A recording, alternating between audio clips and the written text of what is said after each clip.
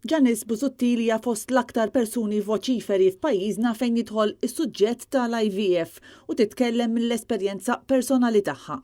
U llum hi qed tinsisti li l-proposta tal-Partit Nazzjonalista dwar dan it-trattament tal-IVF hija l-aqwa waħda li saret. Iva, jkolli ngħid li l-proposta tal-Partit Nazzjonalista hija l-iktar waħda sempliċi u faċli biex propju jibdew kulħadd ikun ugwali mingħajr diskriminazzjoni. Giannis spjegat kif ħafna mill-ilmenti tagħha mal-gvern waqgħu fuq widnejn torox. Il-proposta tal-Partit Nazzjonalista li l-IVF tkun b'xejn għal kulħadd kien hemm mara saqsitni qalt li ma x'taħseb fuqha din il-proposta. Qalt li għandi t-tifla propju tittamel din l-IVF u hekk għattilha sempliċi. Għattilha jien ili nitkellem issa kif għattu kol hemmhekk, ili nitkellem il-fuq sena fuq l-IVF, tkellimt ma' kulħadd, ma' kull kuluri. Sfortunatament mhux kulħadd semani kif kellu jismani, ma li kieku dak li nġila taleh minn sena ilu semawni ta' vera.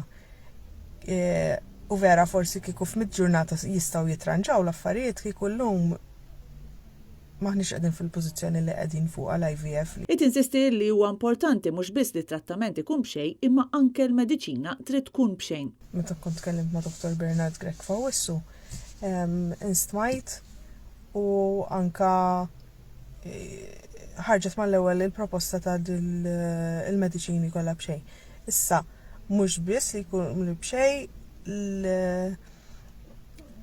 il-trattament ikun b'xejn u proposta vera sempliċi għax jekk inti trid tmur barra minn Malta għal raġuni medika u whatever li tkun, inti għandek iva jkollok id-dritt li jkollok it-trattament b'xejn. Politics apart, jiena dejjem tkellimt dak li hu, dejjem tkellimt il-verità u biex l-affarijiet jittranġaw malajl fuq l-IVF. Din il-proposta tal-Partit Nazzjonalista hija the easy way out. Giannis Busuttil spjegat dwar dik li hi ir-rata ta' suċċess tat trattament f'pajjiżna. Iva, Malta, ir-rata tal-IVF hija biss 14%. 14 forsi ġieli tal-aċċu 15 ħanajdu hekk. Ġifieri dik li qed jintqalu l-bieraħ rajta speċifikament fuq il-news tal-wan li u kienet anka fuq xi ġismu 71% u aħna ħjar mill-Ingilterra bla bla bla. Dik mhijiex it-take home baby rate, it-take home baby rate hija biss ta' xi 14%. U huwa għalhekk li l-proposta tal-Partit Nazzjonalista tagħmel ħafna aktar sens minn dik tal-Partit Laburista.